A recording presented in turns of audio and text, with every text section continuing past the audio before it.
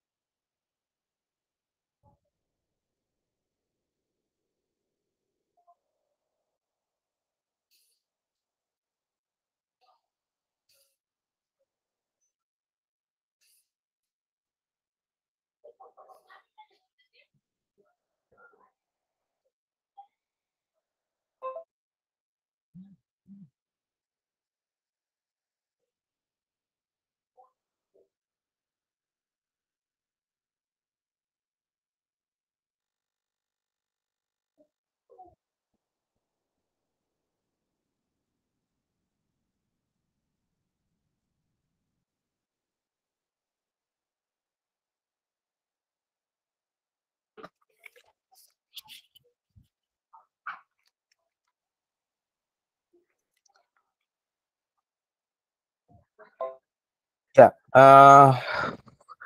untuk tampilan share screen-nya apakah sudah bisa terlihat? Sudah, Pak. Ya, jadi di siang hari ini kita melanjutkan lagi ya untuk pertemuan selanjutnya di mata kuliah Mekanika Fluida. Yang di minggu sebelumnya yang sudah diceritakan ialah mengenai aliran internal flow, seperti contohnya aliran yang ada di dalam uh, pipa atau aliran uh, in, internal flow. Kemudian di bagian berikutnya ialah uh, aliran yang berhubungan dengan external flow.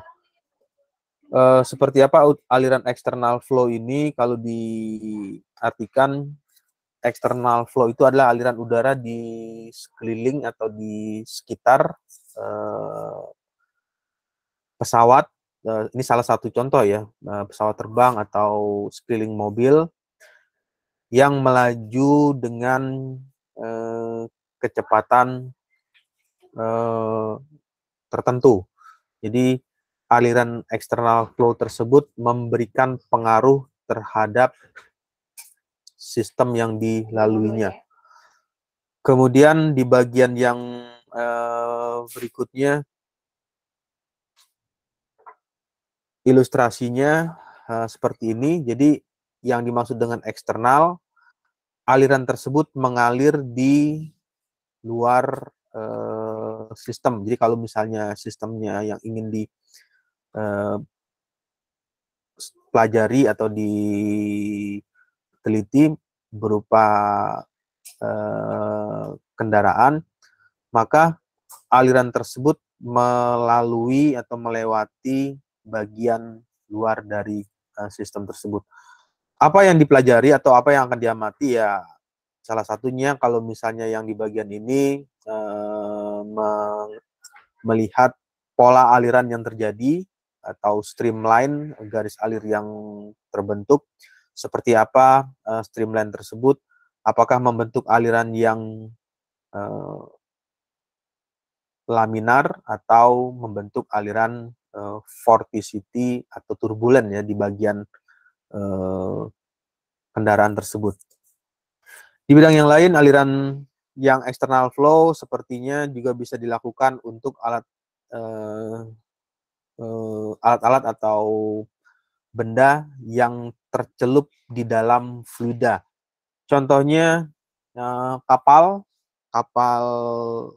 selam atau kapal yang bisa menyelam pada kedalaman tertentu, ini juga merupakan bagian dari aliran eksternal. Jadi aliran fluida yang mengalir di luar kapal tersebut, di luar kapal selam tersebut.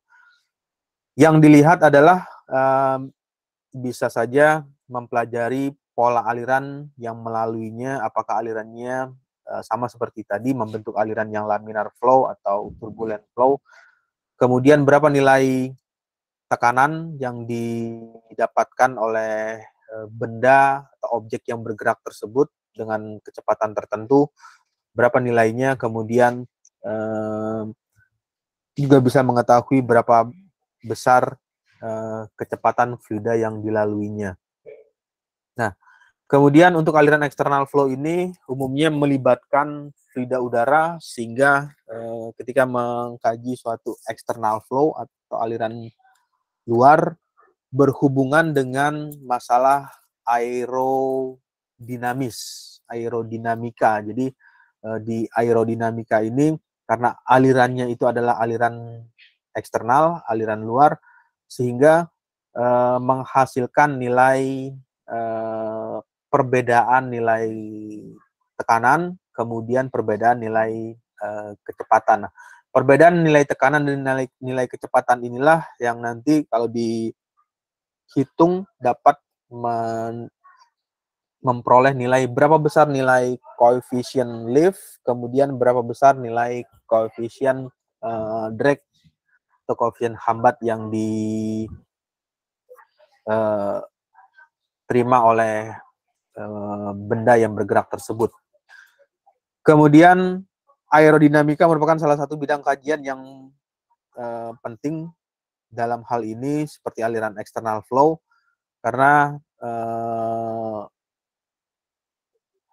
gaya yang ditimbulkan itu bisa memberikan gaya angkat atau lift force, sehingga bisa memberikan atau mengangkat objek yang dilalui oleh fluida tersebut.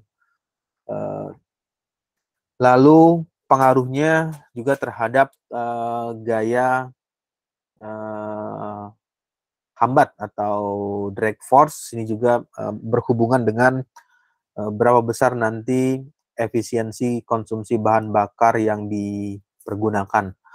Lalu di bagian yang penting ini merupakan untuk aerodinamik selalu dihubungkan dengan rancangan yang ingin dilakukan, seperti misalnya di kendaraan, mobil,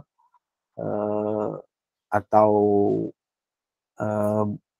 mobil yang digunakan untuk mengangkat barang-barang tertentu dengan ukuran yang besar, sehingga aliran tersebut atau aliran external flow ini diperhatikan apakah dia memberikan nilai drag force atau gaya hambat yang besar, atau memberikan nilai gaya angkat yang kecil, yang nantinya ada pengaruhnya terhadap berapa besar konsumsi bahan bakar yang dihabiskan untuk kendaraan tersebut.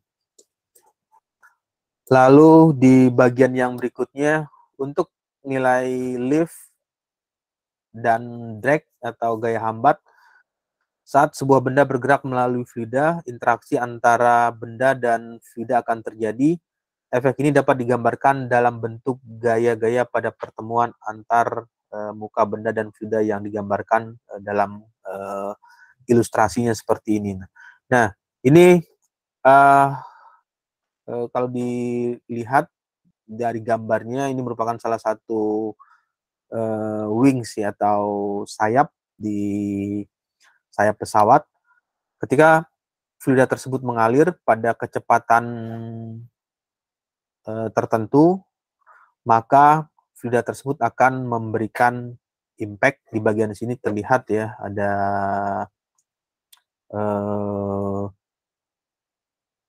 nilai U, ini adalah kecepatan, kemudian arahnya vektor kecepatan tersebut memberikan nilai tekanan di bagian awal, lalu besarnya nilai karena ada perbedaan selisih nilai tekanan antara bagian permukaan di bawah dengan permukaan yang di atas. Hal inilah yang menjadikan bagian tersebut, pesawat tersebut atau wings ini bisa menjadi terangkat. Nah, nanti di slide berikutnya kita akan coba lihat ilustrasi perbedaan antara lift dan drag atau hambatan pada saat fluida tersebut mengalir di sekeliling sayap tersebut. Ya, Ini lift and drag. Yang dimaksud dengan lift, ini ada ilustrasinya, ada objeknya seperti ini, gambarannya, bentuknya seperti ini, direpresentasikan terhadap bidang koordinat ya, koordinat kartesian, sumbu X dan sumbu Y. Ketika resultan gaya dengan arah sejajar dengan kecepatan hulu ini adalah kecepatan mainstream, kecepatan utama mainstream disebut gaya hambat atau drag, dan gaya resultan yang tegak lurus terhadap kecepatan hulu disebut dengan gaya angkat. Nah, jadi ketika ada gaya yang tegak lurus, ini arahnya ini seperti ini, dari kiri ke kanan arahnya. Kemudian ketika dia mendapatkan gayanya itu vertikal, tegak lurus dengan kecepatan hulu atau kecepatan utamanya, mainstreamnya, inilah yang disebut dengan lift atau gaya angkat. Nah, kalau ilustrasikan atau digambarkan, ya force-nya itu gaya angkatnya, arah vektornya itu ke atas, sehingga memberikan nilai lift atau nilai kemampuan untuk mengangkat wings tersebut atau objek yang bergerak tersebut. Ya, lalu bagaimana mendapatkan nilai-nilai, berapa besar nilai CL, koefisien lift, kemudian berapa besar nilai koefisien hambat.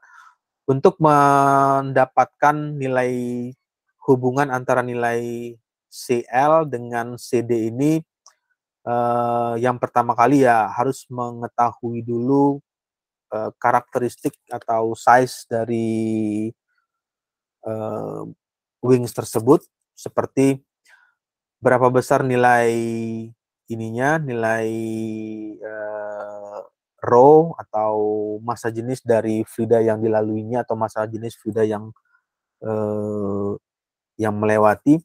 Kemudian kecepatan ini ada hubungan berpengaruh dengan kecepatan fluida yang berpindah atau bergerak tersebut di sekeliling wings tersebut. Lalu besarnya atau nilai luas penampang. Jadi seberapa besar penampang fluida, penampang sayap atau wings tersebut yang dilewati. Nah, nilai-nilai ini jika sudah didapatkan atau diperoleh, nanti bisa menghitung nilai CL yang diterima. Jadi, nah, nilai CL atau koefisien lift ini akan memberikan nilai yang berubah-ubah, artinya ketika nilai V atau nilai kecepatan dari fluida tersebut mengalami perubahan. Ya, lalu untuk bagian yang menjadi drag atau hambat, drag itu adalah seret, artinya gesekan atau hambatan. Drag pada sebuah benda umumnya merupakan hasil dari pengujian secara eksperimen yang banyak sekali dilakukan, umumnya itu dilakukan pada wind tunnel, terowongan angin, di dalam air, sebagai fluida kerjanya adalah air, tangki atau towing tank, ya ini juga dapat dilakukan untuk pengujian pada kapal selam atau kapal air, dan peralatan-peralatan lainnya yang digunakan untuk mengukur hambatan model yang sudah diskalakan. Jadi ada melakukan penskalaan terlebih dahulu disesuaikan dengan ukuran dari wind tunnel tersebut. Apakah prototipenya dikecilkan, skala pengecilan, atau prototipenya dilakukan pembesaran atau dibesarkan ukurannya. Sama seperti yang tadi, untuk mendapatkan nilai CD itu adalah koefisien gaya hambat drag nilai CD. Ini ada gaya hambat, umumnya disimbolkan dengan simbol F atau force ya. Lalu densitas dari fluida, kerapatan dari fluidanya, berapa nilai density fluidanya. Karena density ini juga memberikan nilai pengaruh pada saat dilakukan perhitungan. Jadi kalau nilai rho-nya, nilai density ini dimasukkan misalnya menggunakan fluida yang berbeda. Yang pertama menggunakan fluida sama-sama menggunakan liquid, cair, tetapi memiliki densitas yang berbeda. Yang pertama misalnya menggunakan air, water ya, fluida cair. Kemudian yang berikutnya itu menggunakan minyak atau oli. Ini juga akan memberikan pengaruh terhadap nilai berapa besar nilai CD yang didapatkan. Ya, untuk nilai CD itu nanti ada, atau lift dan drag ini, ada hambat dan drag ini juga dipengaruhi oleh faktor sudut yang melalui atau sudut dari benda tersebut atau dari objek tersebut. Misalkan kalau ini digambarkan, ini ada objeknya seperti ini, dengan kemiringan atau sudut tertentu, sebut saja misalnya nilai sudut theta ya, karena kita tidak memberikan informasi berapa besar sudutnya, tapi disimbolkan dengan sudut theta. Nah, sudut ini juga memberikan kontribusi terhadap besarnya nilai gaya hambat dan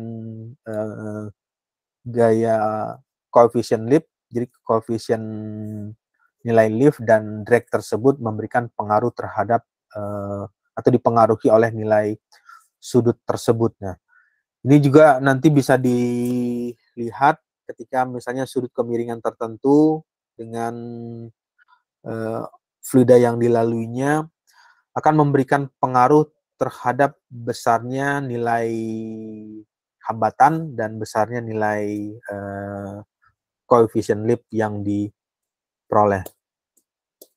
Ya, untuk drag atau hambat, setiap benda yang bergerak melalui suatu fluida akan mengalami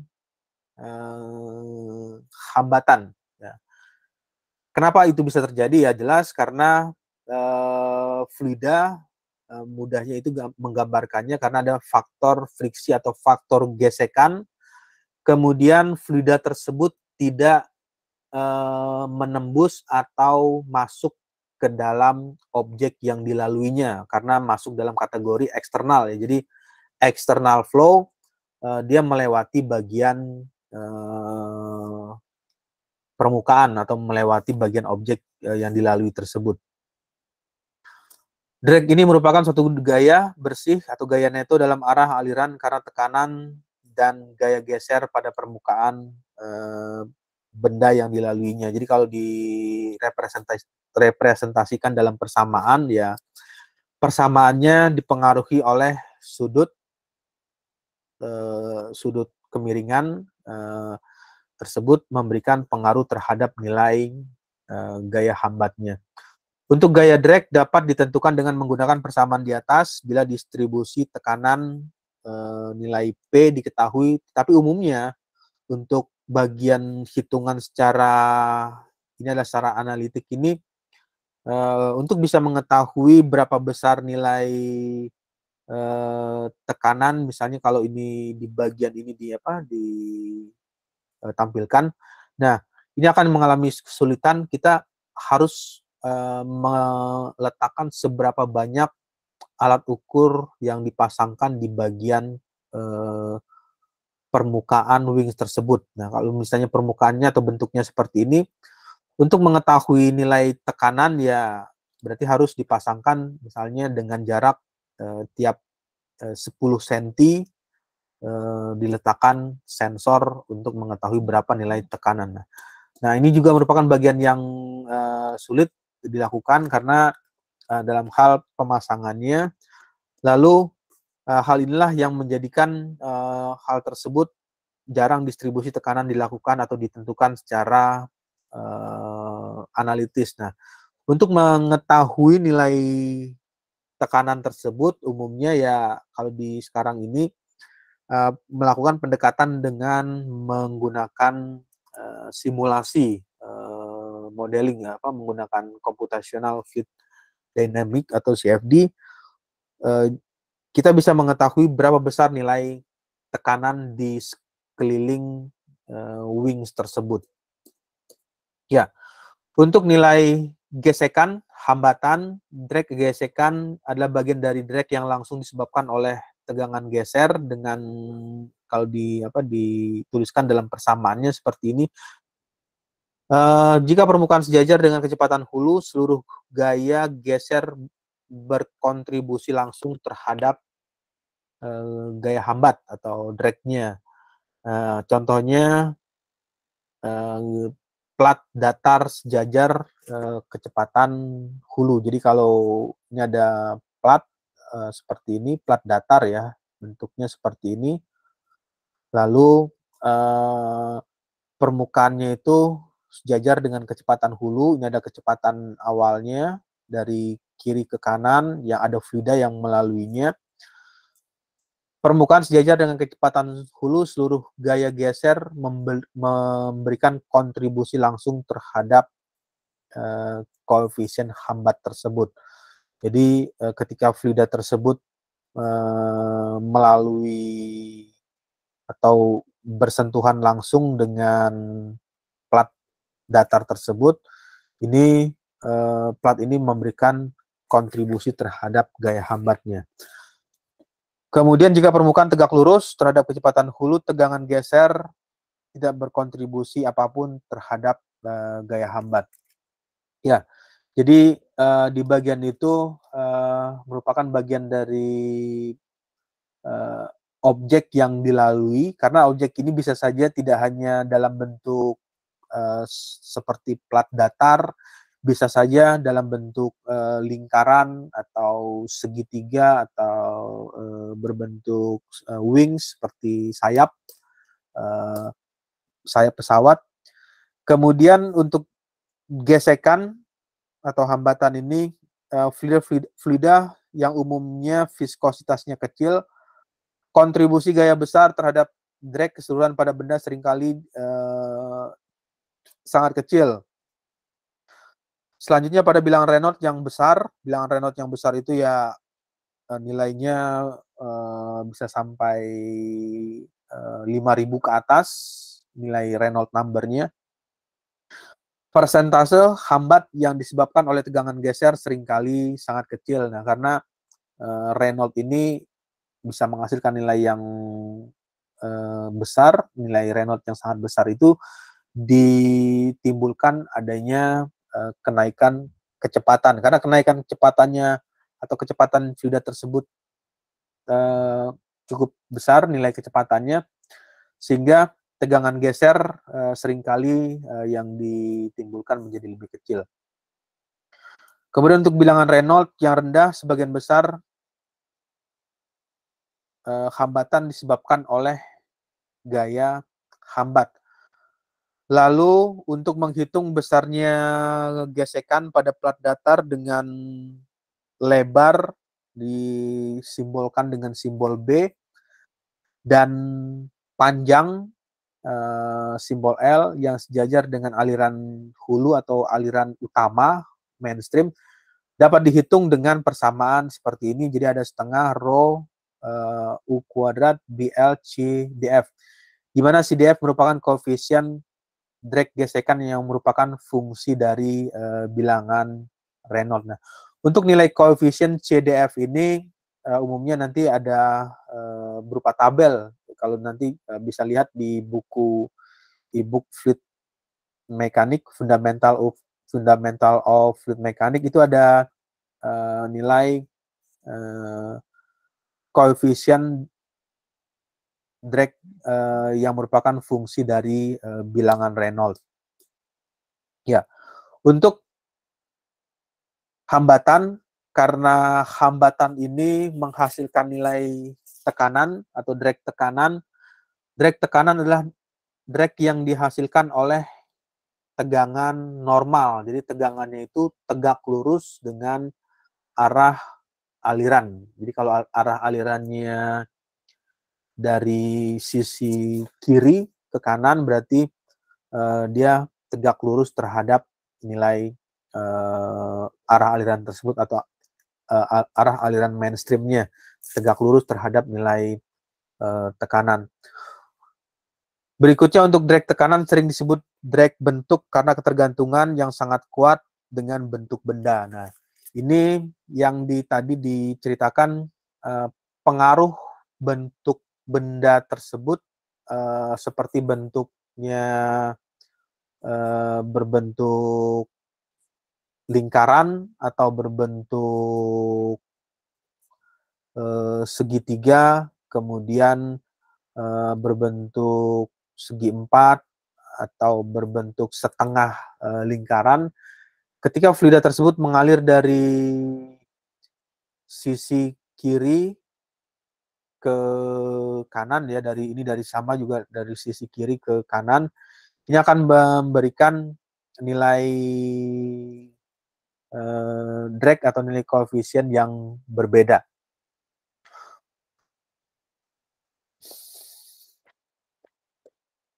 Ya, lalu untuk drag tekanan, koefisien tekanan adalah bentuk bilangan yang non-dimensional. Jadi bilangan non-dimensional itu koefisien tekanan atau yang biasa disebut dengan simbolnya C, CP, P itu merupakan pressure, tekanan merupakan koefisien yang didapatkan dengan bilangan tak berdimensi. Jadi nilai CP-nya itu nanti bukan dalam satuan misalnya 10 Pascal atau 10 bar atau 10 PSI. Nilainya dalam bentuk bilangan non-dimensi tanpa ada satuan. Jadi kalau misalnya dihitung, nanti nilai CP-nya bisa saja nilainya dapatnya 20 atau 25 atau 30 tanpa ada satuan apa yang dipergunakan. Karena masuk dalam kategori bilangan tak dimensi, bilangan tak berdimensi. Kenapa dikatakan tak berdimensi? Ya, nanti bisa dicek. Ini adalah satuan-satuan. Misalkan ini ada P dikurang dengan P0 dengan satuan tekanan. Kemudian ini ada rho, massa atau density dari fluida dikali dengan kecepatan. Jadi pada saat dilakukan hitungan, satuan tersebut sama-sama saling menghilangkan, sehingga yang keluar hanyalah berupa angka nominal. Jadi pada saat ini dicoret nilai satuannya, maka dia tidak menghasilkan nilai satuan, sehingga dinamakan bilangan tak berdimensi. Pada bilangan Reynolds tinggi, perbedaan tekanan berbanding langsung dengan tekanan dinamik, dan koefisien tekanan tidak tergantung pada bilangan Reynolds. Lalu bagaimana dengan bilangan yang Reynolds rendah? Untuk bilangan Reynolds rendah ini koefisien hambat sebanding dengan 1 dibagi dengan RE. Berapa besar bilangan Reynolds tersebut. Jika viskositas 0, maka tekanan pada setiap benda berbentuk apapun dalam aliran tuna atau bernilai 0. Sedangkan jika viskositas tidak 0, maka drag tekanan neto mungkin tidak 0 karena adanya pengaruh aliran separasi atau aliran yang berpisah dari aliran utamanya atau aliran mainstream, ya. Nah, ini ilustrasinya seperti ini. Di bagian ini ada data dan contoh dari koefisien hambat. Ini ada hubungan antara nilai CD, koefisien hambat dengan nilai L per D. Nah, untuk objek yang semakin tumpul, di bagian ini ada penjelasan, jika objeknya ini semakin tumpul, semakin tumpul benda, semakin besar koefisien hambat. Nah, yang dimaksud dengan tumpul itu bagian ilustrasinya ini. Ini ada, kalau ini ada L, ini ada L ya, ini L, kemudian D itu adalah diameternya. Ketika dia semakin tumpul atau semakin membesar, maka nilai koefisien drag-nya didapatkan semakin tinggi. Drag gesekan ini lebih besar dari nilai drag untuk nilai tekanannya. Ya, ini menceritakan tabel yang tadi.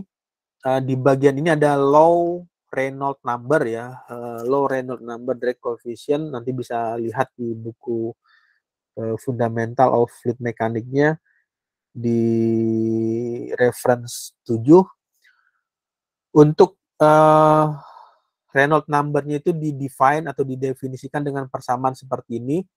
Ada density, kemudian kecepatan, lalu D ini adalah diameternya, dibagi dengan viskositas fluida yang mengalir tersebut.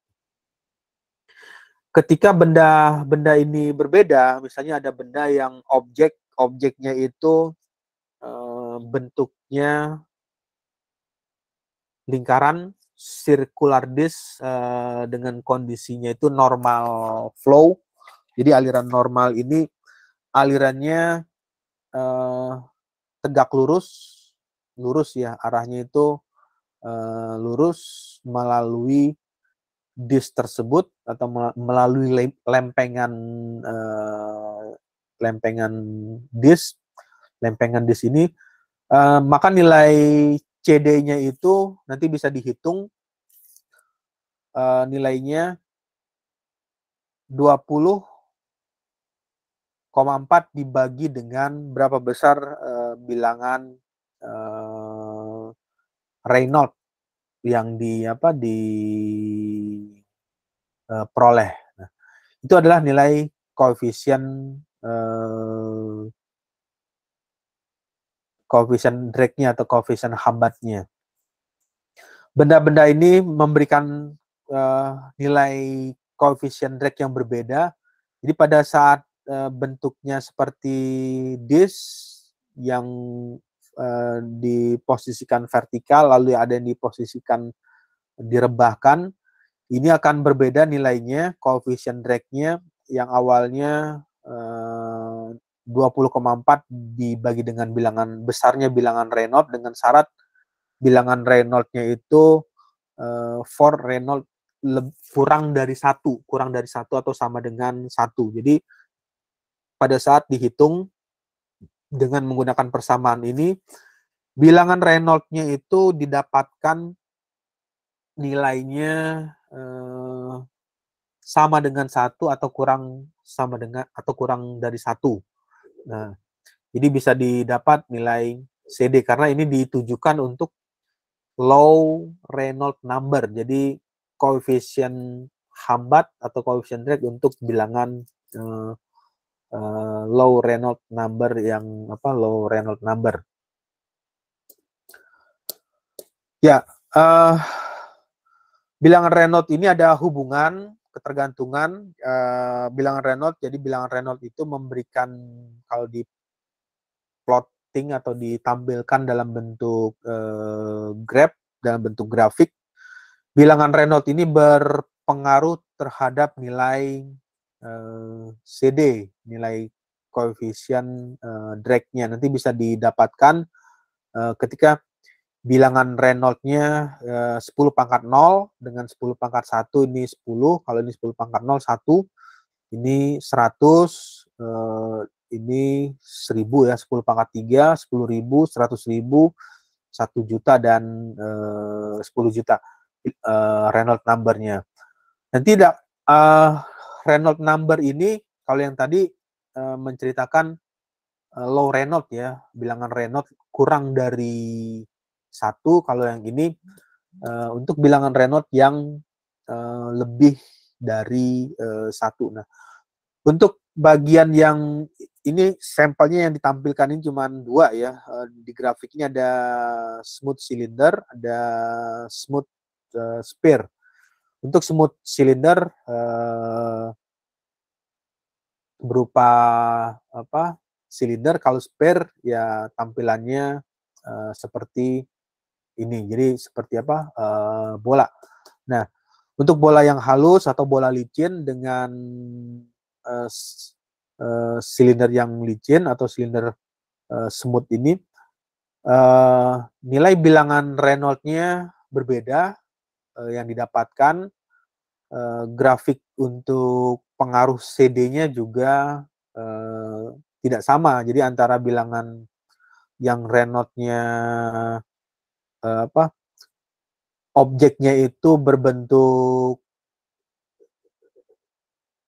lingkaran dengan objek yang berbentuk silinder, memberikan nilai koefisien drag yang bervariasi untuk bilangan Reynolds tertentu. Dengan range-nya itu bilangan Reynolds ini kalau umumnya ya digunakan dari 10 pangkat 0 atau 10 pangkat 1 sampai di bagian ini 10 pangkat 7. Nah, ini nilai-nilai ini nanti ya ada kegunaannya pada saat bagian tersebut dipergunakan untuk bidang aerodinamis. Jadi kita bisa memperkirakan berapa besar nilai CD atau koefisien drag pada bilangan Reynolds tertentu.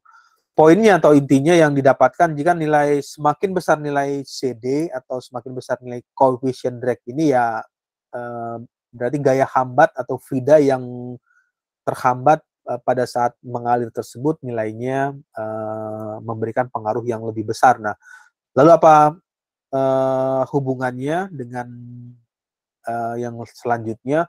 Untuk koefisien drag ini nanti umumnya dihubungkan dengan energi atau tenaga yang dihabiskan ketika misalnya objek itu adalah yang akan bergerak itu berupa kendaraan atau plane atau pesawat dengan nilai koefisien drag yang cukup besar. Berapa besar nilai konsumsi bahan bakar yang dihabiskan?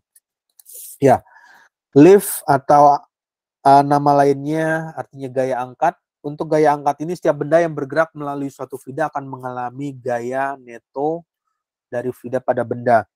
Kemudian benda yang simetris, untuk benda yang simetris gaya ini akan terjadi dalam arah aliran bebas karena fluida tersebut mengalir dari bagian tertentu, misalnya dari sisi kiri ke sisi kanan, sehingga alirannya ini terjadi dalam arah aliran bebas. Untuk benda yang tak simetris akan terdapat gaya normal terhadap aliran bebas yang menimbulkan nilai CL atau koefisien angkat atau koefisien lift. Beberapa benda seperti airfoil dirancang khusus untuk menghasilkan lift, namun lift pada mobil akan mengurangi gaya kontak. Jadi pada saat mobil tersebut melaju dengan kecepatan tinggi, cukup tinggi, yang ditimbulkan dari lift ini menyebabkan gaya kontak ban mobil tersebut menjadi berkurang. Nah, karena berkurangnya inilah sehingga memberikan pengaruh ketidakstabilan kendaraan tersebut melaju pada kecepatan yang cukup tinggi. Ya, untuk mendapatkan nilai gaya lift atau gaya angkat ini, lift diberikan dalam bentuk koefisien koefisien lift yang diperoleh dari percobaan, analisis tingkat lanjut atau pertimbangan atau perhitungan secara numerik, nanti bisa dihitung dengan persamaan seperti ini. Nilai CL-nya, koefisien gaya angkat, lift, rho ini adalah density, kerapatan dari fluida, A merupakan luasan acuan, jadi berapa luas objek yang dilalui, luasan acuannya, lalu kecepatan fluida relatif terhadap objek. Nah, nilai-nilai ini merupakan nilai-nilai yang harus diketahui pada saat ingin mencari nilai CL, nilai CL atau coefficient lift pada objek tersebut. Ya, di bagian berikutnya ini merupakan ilustrasi dari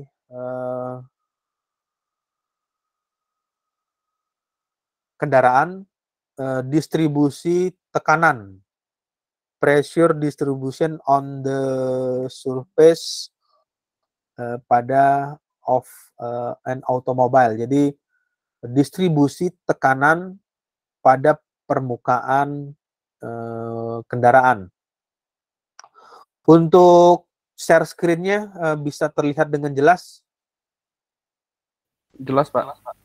Ya, jadi di sini ada ilustrasinya seperti ini, ada objek yang fluida ya, fluidanya tersebut mengalir dari sisi kiri, simbolnya dengan tanda panah ini.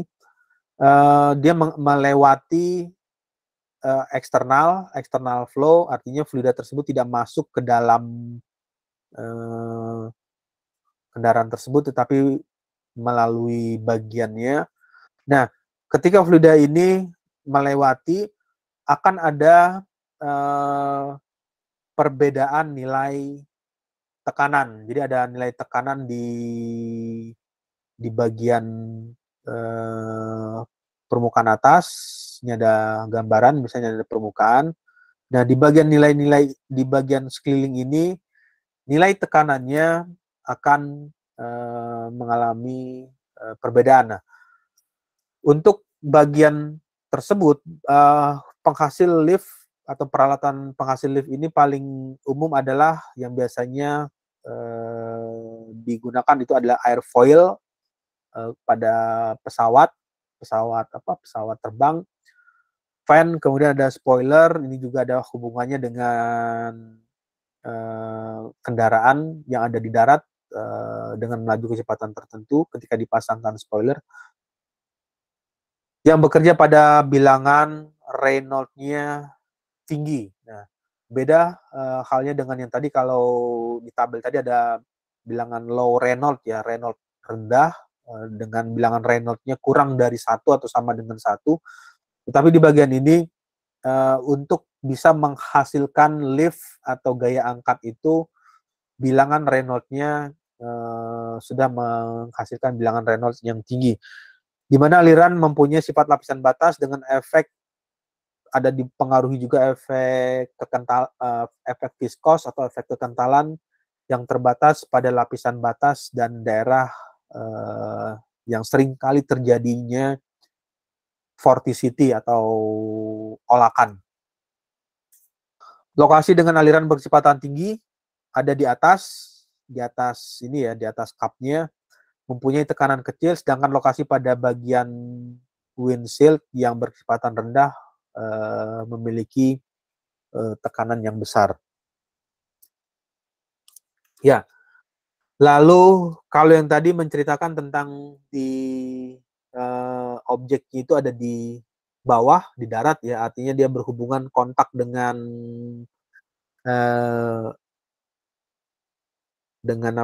jalan atau dengan lapisan tanah.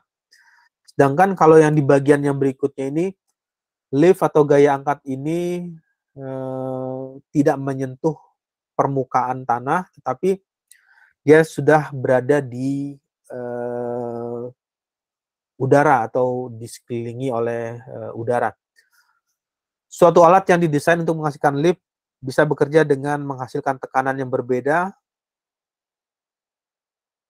antara permukaan bagian bawah dengan bagian atas. Nah, ketika ada perbedaan tekanan antara bagian, kalau diilustrasikan, ini ada tekanan juga, atau artinya ada gaya ke atas, sedangkan ini juga ada nilai tekanan. Nah, perbedaan nilai inilah yang menyebabkan gaya lift atau gaya angkat. Untuk bidang atau bagian airfoil yang simetris, ini ada airfoil yang simetrik. Simetrik itu yang dimaksud dengan simetris antara sisi bawah bentuknya seperti ini dengan bagian atas itu sama. Sedangkan yang non symmetrical, airfoil yang simetris atau yang non symmetrical ini seperti ini, tidak simetris, jadi sedikit melengkung ya di bagian ini, ditambah menjadi lengkungan. Airfoil yang simetris tidak menghasilkan lift karena sama ya bentuknya, ininya bentuk ininya, sisi atas dengan sisi bawah. Airfoil yang simetris tidak menghasilkan menghasilkan lift atau gaya angkat, kecuali jika sudut arahnya atau nilai alfanya ini, jika sudut serangnya alfa tidak sama dengan 0. Jadi kalau misalnya dia terbangnya seperti ini, sudah lurus seperti ini, dia tidak memberikan pengaruh atau mengangkat pesawat tersebut. Jadi dia terbang dengan kondisi yang konstan ya, artinya tidak mengalami kenaikan ketinggian. Lalu jika alfanya ini atau nilai alfanya ini dirubah dengan kemiringan tertentu, misalnya nilainya 8 derajat atau 10 derajat, nah itu baru bisa menimbulkan lift atau gaya angkat. Lalu bagaimana dengan bentuk yang non simetris? Kalau ini simetris, nah ini adalah non symmetrical. Akibat ketidaksimetrisan airfoil, distribusi tekanan pada permukaan bawah dan atas mengalami perbedaan atau mengalami perbedaan nilai tekanan, sehingga jika sebuah lift dihasilkan meskipun sudutnya itu 0 itu artinya tidak ada kemiringan horizontal ya. Ini bisa sehingga nilai koefisien lift-nya memberikan nilai. Jadi pada saat bentuknya itu tidak simetris, menyebabkan koefisien lift-nya menjadi meningkat atau adanya nilai koefisien lift, walaupun nilai alfanya atau nilai sudutnya ini sama dengan 0. Beda halnya dengan yang simetris. Kalau simetris ini untuk bisa mengangkat wings tersebut, dia harus merubah sudutnya bukan 0 derajat, tetapi dengan sudut di atas 0, misalnya 8 derajat atau 10 derajat, baru bisa menimbulkan gaya angkat atau lift. Beda halnya dengan yang non-symmetrical. Dengan non-symmetrical atau tak simetris ini, walaupun sudutnya sama dengan 0, juga dapat menyebabkan gaya angkat atau menimbulkan lift pada wings tersebut. Ya, lift atau gaya angkat ini kalau diartikan data koefisien lift dan drag biasanya sebagai fungsi dari hubungan AOA atau angle of attack, atau biasa disebut dengan sudut serang atau sudut serang ya. Alpha dinotasikan dengan simbolnya A, alpha, dan rasio aspek. Untuk rasio aspek ini hubungan antara panjang chord dengan luas atau platform dari ininya wing tersebut. Jadi secara umum koefisien lift meningkat dan koefisien drag menurun seiring dengan meningkatnya rasio aspek.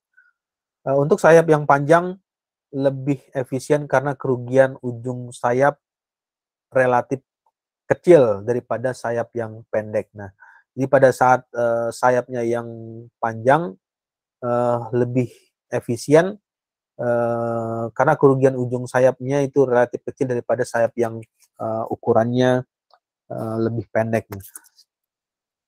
Ini pengaruh antara nilai aspek rasio atau rasio aspek yang didefinisikan sebagai rasio dari besarnya kuadrat panjang sayap, jadi panjang sayap dikuadratkan terhadap luas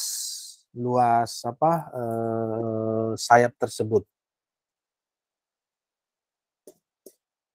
Ya, lalu kalau digambarkan dalam bentuk grafik, ini ada grafik, ada hubungan nilai CL dengan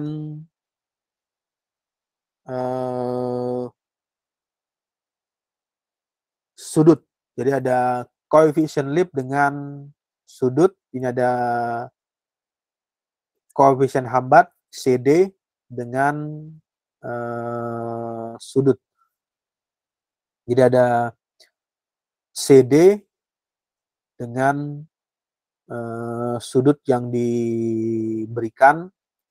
Kalau yang ini ada hubungan antara sudut dijri dengan koefisien lift.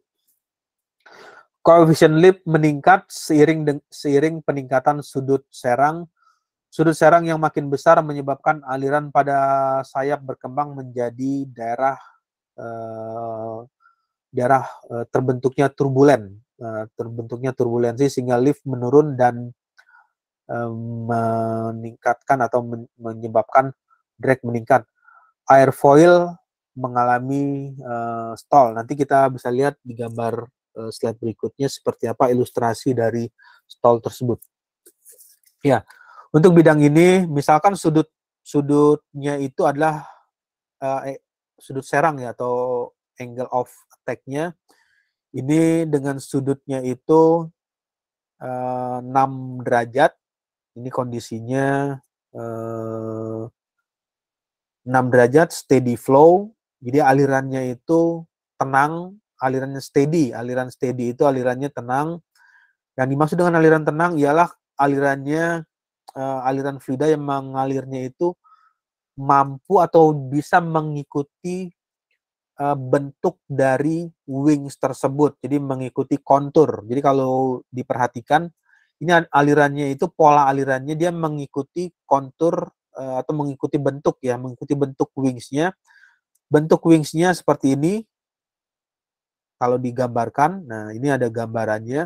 Nah, yang dimaksud dengan steady flow itu alirannya dia mampu mengikuti kontur ini, mengikuti bentuknya. Jadi kalau misalnya dia mengalami melengkungnya naik ke atas, alirannya juga akan naik ke atas, terus turun lagi ke bawah. Dia akan ikuti terus sampai di bagian akhir. Begitu juga yang ketika alirannya mengalir di bawah, ini juga dia akan mengikuti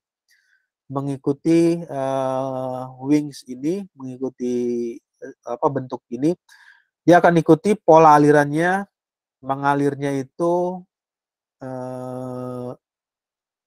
hampir menyerupai. Nah, beda halnya dengan ketika nilai derajatnya dirubah atau AOA angle of attack-nya dirubah, yang awalnya steady flow menjadi ini dinaikkan menjadi 15 derajat dengan kenaikannya 9 ya, 6 ke 15, 9 derajat. Stall point maksimum lift. Nah, apa yang terjadi? Yang terjadi adalah yang bisa dilihat Untuk aliran yang di bawah, dia masih bisa mengikuti konturnya, streamline-nya seperti ini. Tetapi di bagian aliran yang di atas, alirannya tidak mampu lagi atau tidak mau mengikuti konturnya, bagian wings tersebut. Dia tidak turun ke bawah mengikuti ke sini. Nah, tetapi dia langsung membentuk atau meregang, melakukan peregangan. Nah, terjadinya regangan inilah yang menimbulkan adanya separation point. Jadi ada aliran yang arah alirannya itu berbeda dari aliran utama atau aliran mainstreamnya.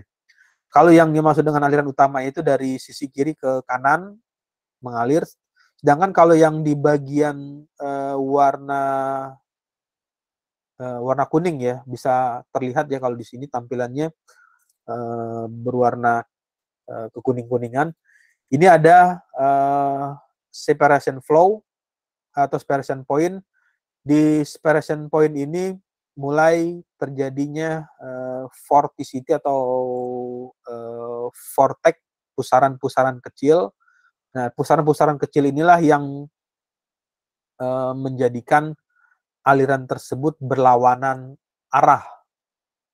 Yang awalnya kalau dari arah alirannya itu dari kiri ke kanan, ini berlawanan arah, dia arah alirannya berlawanan, jadi dari kanan ke kiri mengalami putaran. Jadi dia akan berputar terus di sekeliling atau di sekitar wings bagian belakang tersebut. Lalu bagaimana jika nilai AOA-nya atau angle of attack-nya dinaikkan? Yang tadi 6, naik 9, 15, kemudian dari 15 naik menjadi 25. Nah, separated flow-nya, alirannya semakin membesar. Aliran yang terpisahnya dari aliran utama. Jadi karena aliran streamline-nya ini sudah tidak mengikuti lagi bentuk dari wings-nya, jadi mengalirnya tidak turun ke bawah, tetapi dia langsung keluar atau langsung menjauh dari bagian pesawat dari bagian wings tersebut. Nah, di bagian ini besar sekali alirannya yang ditimbulkan, aliran separated flow, aliran yang terpisah. Vorticity atau vortex yang ditimbulkan cukup besar di bagian belakang wings tersebut.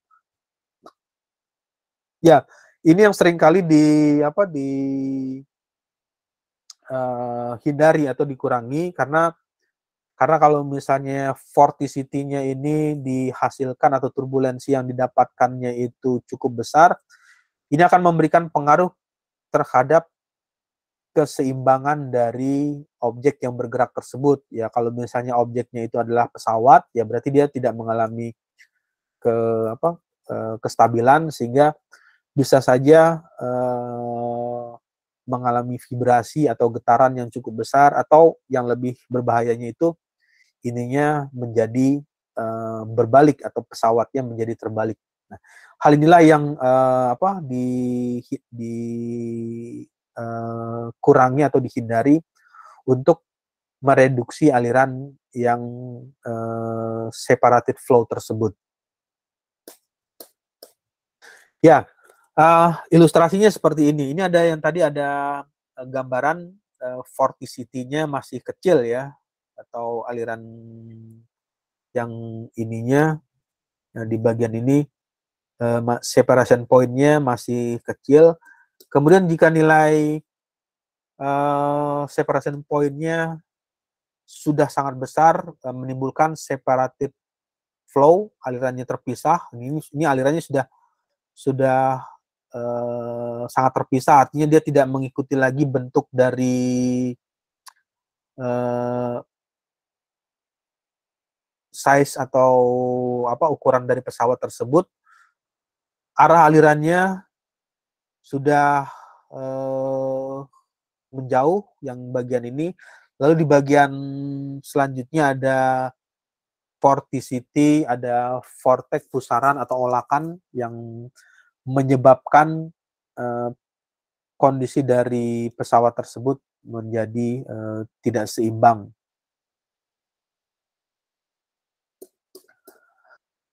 Ya, untuk nilai airfoil gaya angkat, airfoil ini memiliki kinerja atau airfoil itu bisa berkinerja tinggi atau menghasilkan kemampuan yang tinggi, bisa menghasilkan lift yang mungkin saja atau nilainya itu mungkin saja 100 kali lebih besar dari gaya hambatnya. Walaupun gaya hambatnya itu nilainya tertentu, tapi dia bisa menghasilkan lift yang mungkin 100 kali lebih besar dari gaya hambat. Jadi lebih besar dari koefisien liftnya lebih besar dari koefisien hambatnya. Lalu bagaimana cara melakukannya untuk lift dan gaya hambat ini? Untuk sebuah airfoil dapat diubah dengan mengubah sudut kemiringannya. Nah, di bagian ini ada korelasi atau ada hubungan antara dua nilai. Yang pertama itu ada nilai CL, coefficient lift, disimbolkan dengan CL. CD ini adalah koefisien hambat. Nah, di bagian ini ada gambarnya atau grafiknya seperti ini, ada sudut nilainya. Jadi kalau ini adalah 0 derajat nilainya, nilai 0 ya, artinya nilainya itu koefisien liftnya bernilai 0, ya nilai range-nya itu antara kemiringannya itu min 2 atau min 4 derajat atau kemiringan dari sudut kemiringannya. Di bagian ini nanti bisa memperkirakan jika nilai koefisien koefisien liftnya itu, koefisien angkatnya itu untuk nilai sudutnya itu 2 derajat, 4, kemudian 6 dan 8, naiknya 2 ya. 2, 4, 6, 8. Ini memberikan nilai hubungan terhadap berapa besar nilai CD yang dihasilkan. Nanti bisa memperkirakan kalau pada saat wings tersebut miring dengan kemiringan tertentu yang dipergunakan pada sampel ini, karena untuk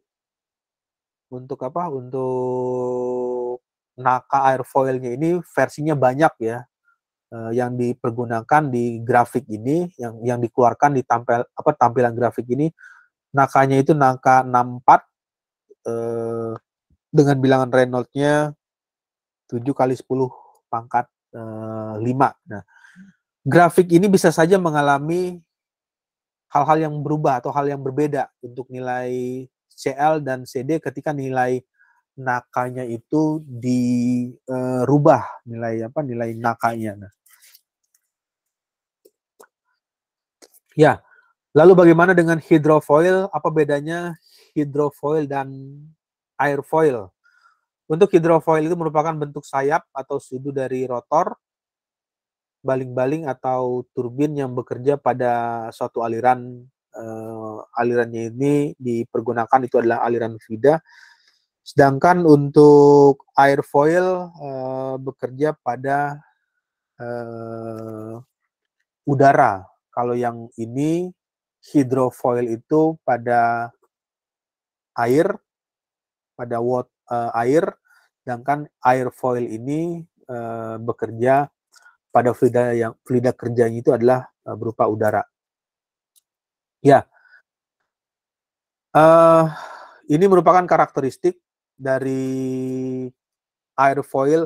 Untuk karakteristik dari airfoilnya itu kalau digambarkan ada proses terbentuknya lift atau gaya angkat di bagian ini ada diilustrasikan seperti ini.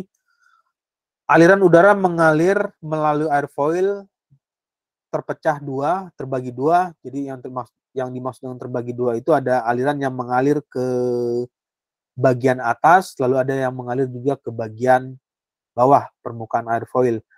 Di trailing edge, kedua aliran bersatu, kemudian terbentuk pusaran. Nah, jadi aliran yang di atas dengan aliran di bawah ini bisa saja bertemu lagi atau ketemu lagi, membentuk pusaran yang biasa disebut starting vortex. Awalnya vortex terbentuk karena perbedaan sudut datang. Jadi yang dipengaruhi tadi ada sudut kemiringan di bagian atasnya dengan sudut misalnya 2 derajat, 4 derajat dengan 6 derajat, inilah yang menyebabkan perbedaan sudut datang tersebut. Dengan arah putar berlawanan dengan arah jarum jam. Jadi arah alirannya itu kalau yang ini mengalir dari kiri ke kanan, kalau yang ini kebalikannya, jadi berlawanan dengan arah jarum jam, dari kanan mengalir ke kiri, menimbulkan vorticity. Ya, di bagian yang bagian berikutnya. Nah, kalau yang untuk starting vortex ini atau vortex yang terbentuk itu ya umumnya terjadi jika adanya arah yang atau arah sudutnya yang ada terbentuk pusaran vortex disebut starting vortex karena perbedaan sudut datang, jadi ditimbulkan oleh perbedaan sudut. Jadi yang umumnya menyebabkan timbulnya vorticity di bagian belakang itu karena angle of attack-nya sudah mengalami perubahan, jadi tidak berada pada 0 derajat lagi, atau bentuk wings-nya ini tidak simetris, sehingga menyebabkan vorticity terbentuk di bagian belakang. Ya, lalu bagaimana dengan yang tadi diceritakan ada angle of attack? Sudut serang adalah sudut yang dibentuk oleh chord. Yang dimaksud dengan chord ini adalah panjangnya, ini nilai C, chord dengan arah datangnya fluida. Jadi datangnya fluida itu ini tanda panah, ini datangnya dari sisi kiri ke kanan arahnya, sedangkan ini chordnya ini nilainya yang ini dengan arah datangnya fluida. Atau sudut antara gaya angkat, lift, kemudian dan gaya normal dan gaya drag atau gaya hambat, atau maupun dalam gaya aksial. Nah, ini yang dimaksud dengan sudut serang. Sudut serang itu ya hubungan antara bisa diartikan sudut yang dibentuk oleh chord dengan arah datangnya fluida atau sudut antara gaya lift dan gaya normal atau gaya drag dengan gaya aksialnya. Nah, lalu bagaimana dengan ilustrasi streamline yang terjadi jika nilai airfoil motion-nya itu seperti ini? Pada saat dengan sudut masih ini ya nol, belum ada kemiringan, streamline yang terbentuk mampu atau masih bisa mengikuti konturnya seperti ini. Kemudian ketika ada perubahan kemiringan atau perubahan bentuk dari airfoil tersebut dapat menyebabkan adanya vorticity atau vortex yang terbentuk di bagian back atau di bagian belakang dari wings tersebut. Ya, lalu bagaimana dengan koefisien drag jika bagian depan dari objek yang dilaluinya itu, kalau yang ini di bagian ini, kalau digambarkan ya, ini seperti berbentuk apa, elips atau seperti setengah lingkaran.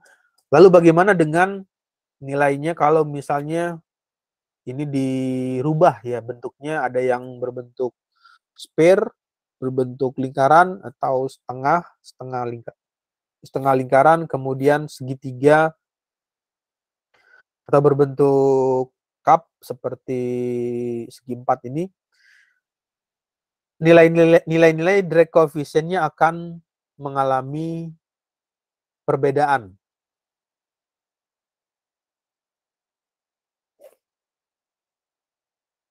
Ya, kira-kira ada yang bisa menceritakan nggak kenapa nilai tersebut menghasilkan nilai apa, koefisien drag yang berbeda?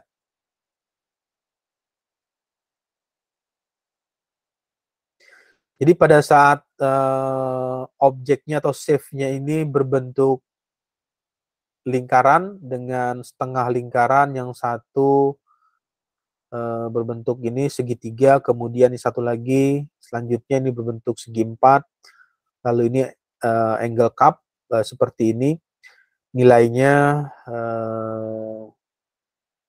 berbeda untuk koefisien hambat ya, ini bukan koefisien lift tapi drag coefficient, nilainya 0,47 untuk lingkaran, kemudian setengah lingkaran 0,42, kon bentuknya 0,5, dan selanjutnya cup ini 1,05, yang paling besar ini adalah 1,15. Nah, koefisien drag itu ditimbulkan atau disebabkan ya atau dipengaruhi oleh luas permukaan di bagian ini dan bentuk luas permukaan, kemudian bentuknya. Jadi kalau misalnya yang pertama kali fluida itu kan mengalir dari sisi kiri ke kanan ya, dari sisi kiri ke kanan kalau dari tanda panah yang digambarkan. Ini pertama kali fluida tersebut melakukan impact di bagian depan, karena bentuknya ada radius atau ada sudut tertentu, sehingga hambatan yang ditimbulkan menjadi tidak terlalu besar, jadi dia langsung berkurang. Nah, lalu bagaimana kalau misalnya ini dibuat menjadi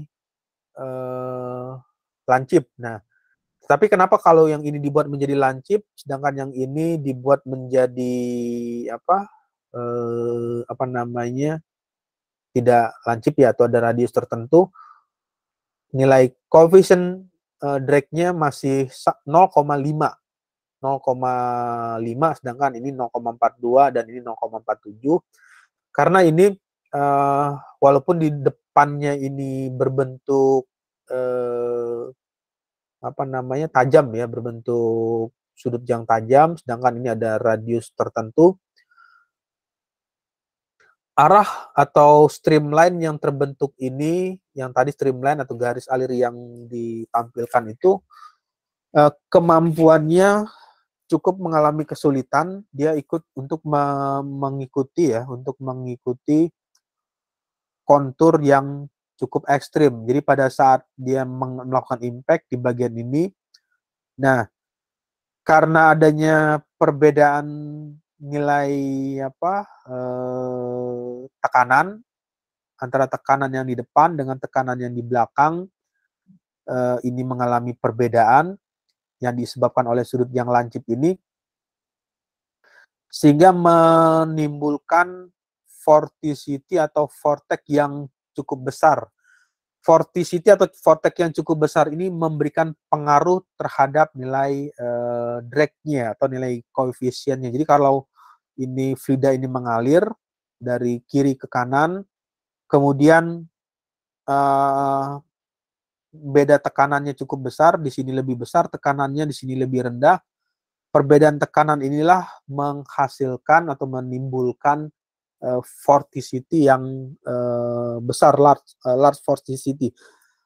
Sedangkan arah dari vorticity yang besar itu berlawanan arah dengan arah mainstream, arah aliran utama ya, dari kiri ke kanan, sedangkan vorticity-nya itu dari kanan ke kiri. Nah, perbedaan arah aliran inilah yang menyebabkan nilai apa, kalau digambarkan dia memberikan back pressure atau tekanan balik yang lebih tinggi, sehingga didapatlah nilainya itu menjadi lebih besar jika dibandingkan dengan yang bentuknya lingkaran atau yang apa berbentuknya setengah lingkaran. Nah, hal inilah yang menyebabkan kenapa nilai drag koefisiennya itu menjadi lebih besar, nilainya menjadi 0,5.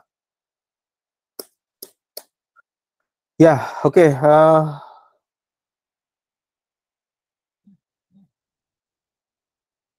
Sampai sini ada pertanyaan atau ada diskusi yang ingin ditanyakan? Pak, saya ingin bertanya, Pak. Ya.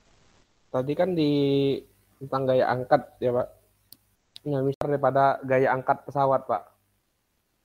Gaya yang lebih besar yang mana? Gaya beratnya, Pak. Gaya beratnya. Apakah pesawat itu bisa terbang, Pak? Kalau misalnya gaya angkatnya lift ya, koefisien lift atau gaya angkatnya itu lebih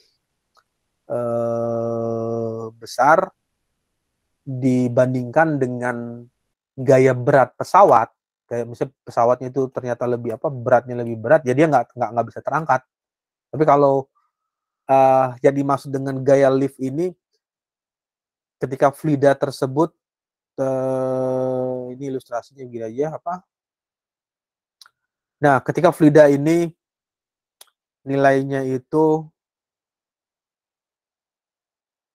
gaya angkat ya. Jadi kalau gaya angkat itu misalnya ini kondisinya pesawatnya ini belum ada kemiringan ya, artinya dia lurus ininya lurus begini ya, belum ada kemiringan. Nah, yang jadi pertanyaan kan tadi kalau misalnya apakah koefisien liftnya atau gaya angkatnya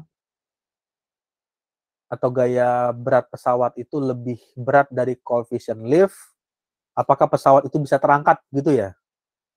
Iya, Pak. Ya, kalau Iya, Pak. misalnya seperti itu, dia tidak akan terangkat untuk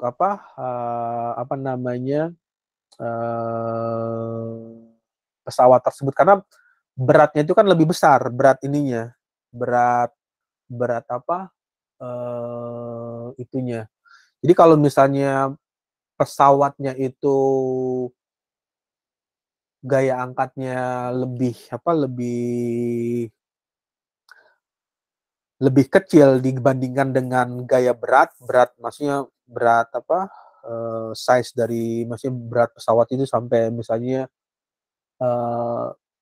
2 ton ya, atau 1000 kilogram kan, nah karena dia lebih besar dari beratnya, ya dia tidak akan terangkat. Tapi kalau dia gaya liftnya lebih besar dari gaya berat dari, maksud berat pesawatnya, size dari beban pesawatnya itu lebih kecil dari gaya angkatnya, pesawatnya bisa terangkat. Nah, di bagian ini kan ini ya gambarannya. Ini misalkan steady-nya itu walaupun ini 6 ya, 6 derajat ya, sudutnya ini 6 derajat, steady flow. Misalnya kita bayangkan ini karena ini dibuatnya tidak simetris, wingsnya, tapi kalau misalnya dibuat simetris 0 derajat, walaupun dia sudah mengalir, di sini kan ada gaya atas ya, karena kan pesawat itu kan membentang lurus dari kiri ke kanan, terbentang, sedangkan beban pesawat itu ditumpukan di sayap dengan di bagian lambung dari dari kapal tersebut. Nah, yang menjadi pertanyaan kalau misalnya pesawat tersebut beratnya lebih gitu dari kemampuan gaya liftnya atau gaya mengangkatnya, ya secara hitungan dia akan turun ke bawah, tidak menimbulkan gaya angkat. Secara perlahan dia akan turun ke bawah, misalnya pada saat itu terbang dengan ketinggian 500 meter ya, atau 800 meter di atas permukaan tanah atau di atas permukaan air laut. Nah, karena dia pesawat itu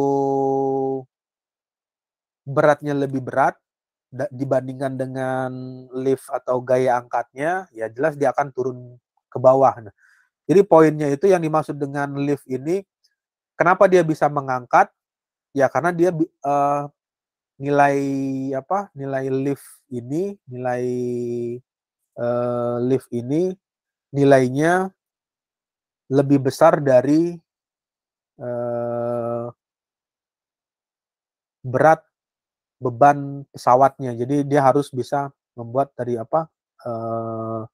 berat BP ya, kita simbolnya BP, berat pesawat karena dipengaruhi oleh gaya gravitasi. Baru bisa mengangkat. Kalau misalnya liftnya lebih rendah, gaya kemampuan untuk mengangkatnya lebih rendah, secara otomatis atau secara perlahan ya pesawat itu akan turun ke bawah.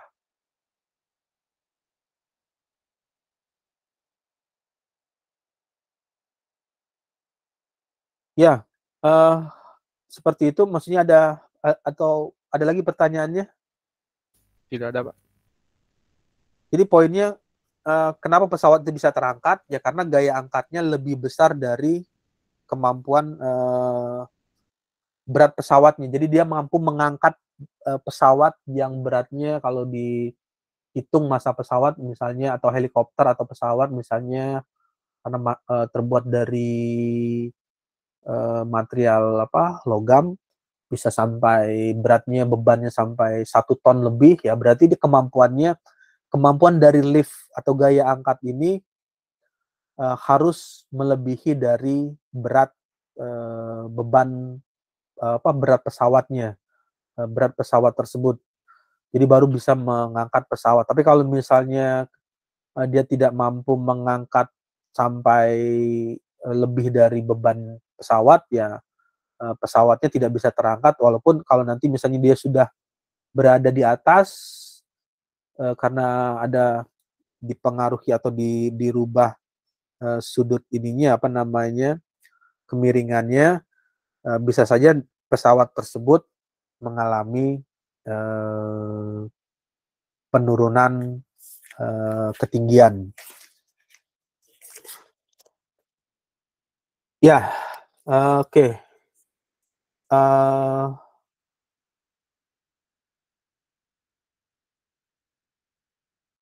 Ya, oke. Saya rasa ada lagi.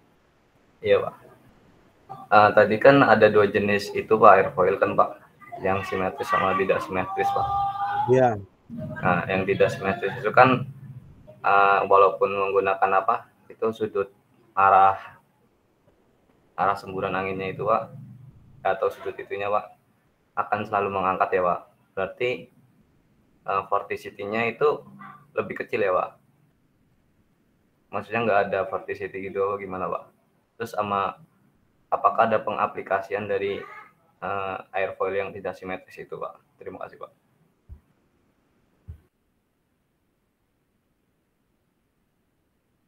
Ya, sebentar ya, saya masuk lagi ke share screen-nya. Ini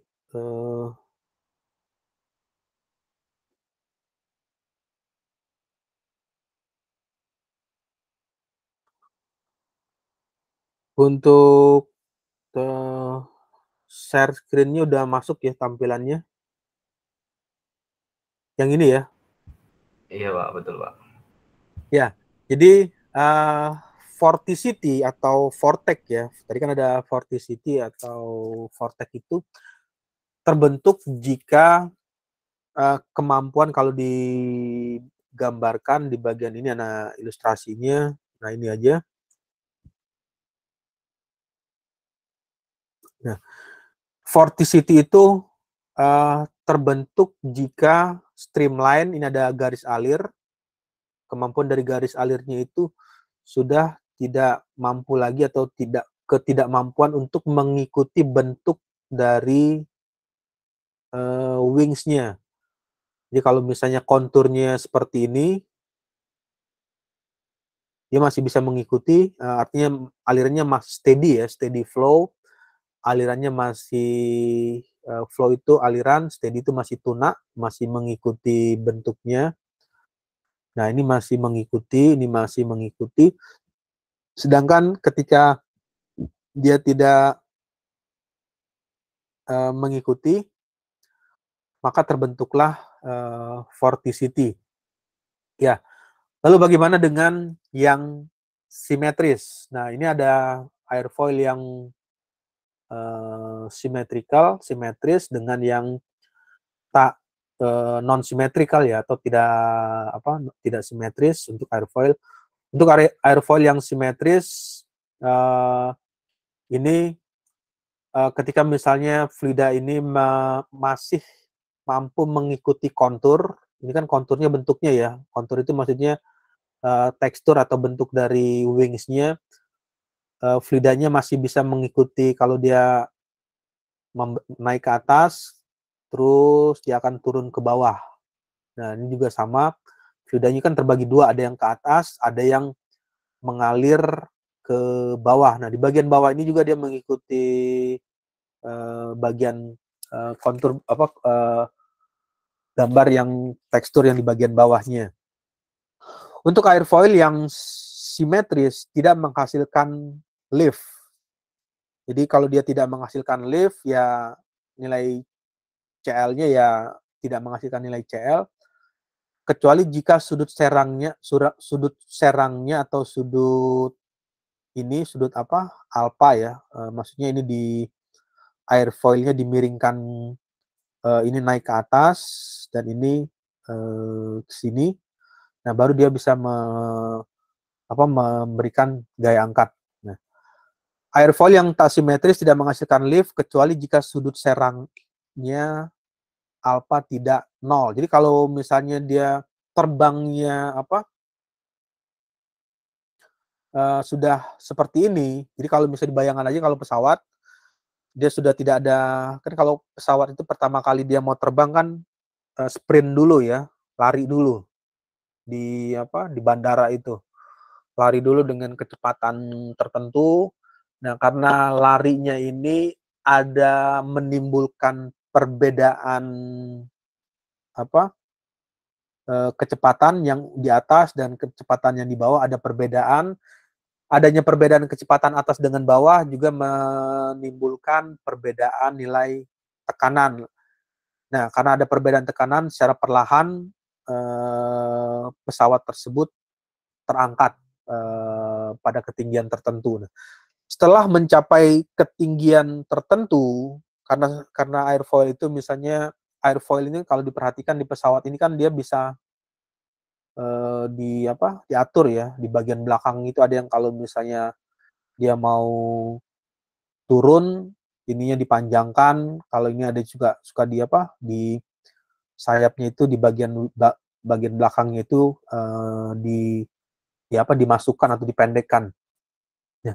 Ketika kondisinya ini sudah airfoilnya itu sudah simetris, jadi pesawat tersebut akan terbang stabil pada ketinggian tertentu saja. Jadi kalau misalnya dia terbang misalnya ibaratnya kayak jalan, seperti berjalan itu, dia sudah terbang atau berjalan pada ketinggian misalnya 500 meter.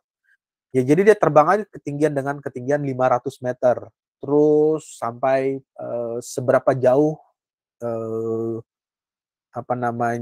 pesawat tersebut berjalan. Nah, kenapa dia bisa berjalan atau terdorong? Ya karena dibantu juga dengan adanya mesin jet yang di bagian pesawat tersebut ya. Analoginya atau membayangkannya ya sama seperti kenapa dia bisa terdorong, ya bayangkan saja seperti balon ya. Kalau misalnya balon yang kalau ditiup, balon mainan itu kan kalau kita tiup lalu balon tersebut menggelembung, membesar. Nah, ketika balon ini dilepaskan ikatan yang di bagian belakang, ada udara yang keluar dari mesin jet tersebut yang menimbulkan gaya dorong. Itulah gaya dorong inilah yang membantu pesawat tersebut melaju ke depan ya, ke arah depan dengan kecepatan tertentu sampai bisa mencapai kecepatan 800 km per jam atau bahkan lebih dari itu kecepatan yang dilaluinya. Kalau misalnya airfoilnya simetris, dia tidak mengalami kenaikan atau mengalami ketinggian lagi. Tetapi kalau misalnya airfoil ini tidak simetris, akibat ketidaksimetrisan airfoil, distribusi tekanan pada permukaan bawah dan atas berbeda, sehingga lift dihasilkan meskipun sudut serangnya 0. Kalau misalnya ini diartikan lurus ya, jadi dia belum ada miring, tapi ini lurus, chordnya lurus. Ini bisa menimbulkan gaya angkat. Kenapa itu bisa terjadi? Ya karena ya ini kan bisa dilihat di bagian ini kan alirannya ngalir dari sini ke kiri ke kanan. Nah, ini mengalir, yang satu mengikuti kontur ya kan, mengikuti bentuknya, arah alirannya. Lalu yang bagian ini di bagian karena bentuknya tak simetris.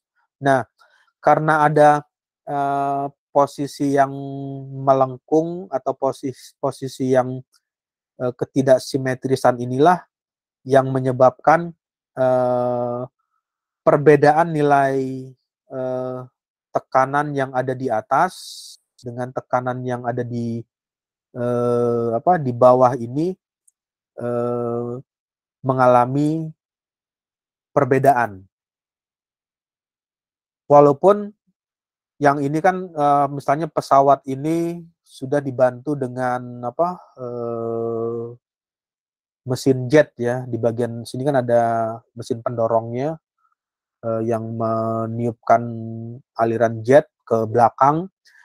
Karena bentuknya tidak simetris, walaupun bentuk sudut serangnya ini 0 derajat, secara perlahan karena ada perbedaan tekanan di atas dengan tekanan di bawahnya lebih besar.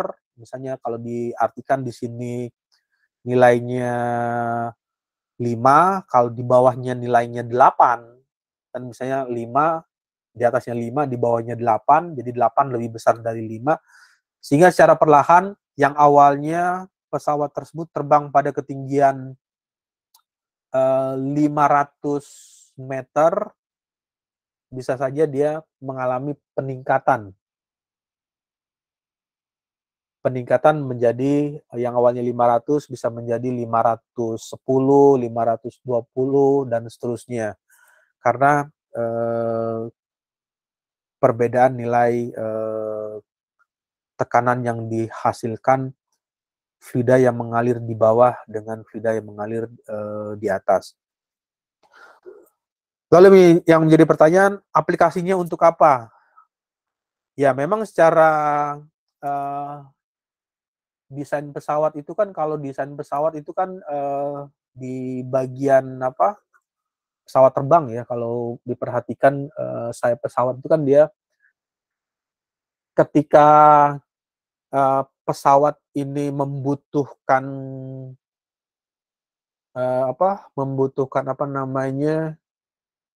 ketinggian tertentu atau ingin meninggikan ketinggian terbang, maka pesawat tersebut mengkondisikan mengkondisikan sayapnya menjadi tak simetris. Nah, nanti aplikasinya kalau misalnya yang ingin dirasakan, kalau misalnya kan kalau pada saat pesawat mau terbang itu kan penumpang diharapkan menggunakan safety belt ya, atau sabuk pengaman. Nah, karena posisi tempat duduk mengalami kemiringan. Nah, tapi kalau misalnya pesawatnya itu bisa melakukan atau mengubah ke dalam bentuk yang tak simetris, bisa saja nanti posisi duduk yang ada di dalam penumpangnya itu tegak lurus, sejajar, tetapi secara perlahan pesawat akan mengalami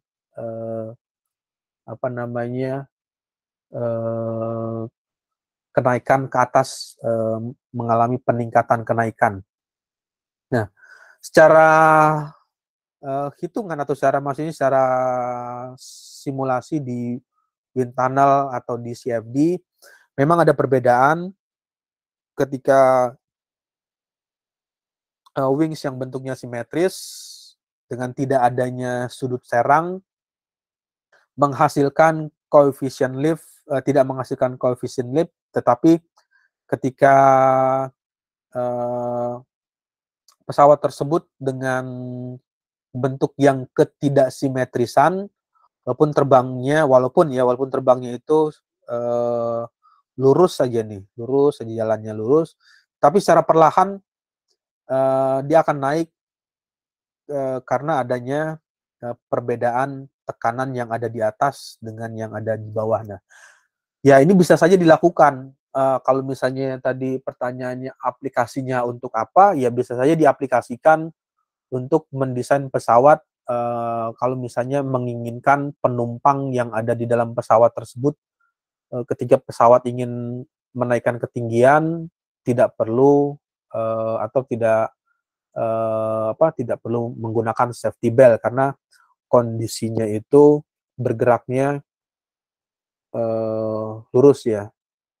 Beda halnya dengan pesawatnya itu terbang dengan kemiringan tertentu, kemiringannya yang mengarah kemiringannya itu ke atas.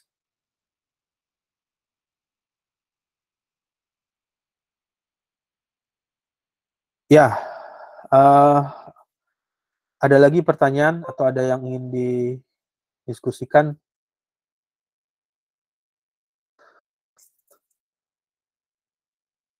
Ya, kalau tidak ada, mungkin bisa dilanjut dari sesi diskusi ya, untuk sesi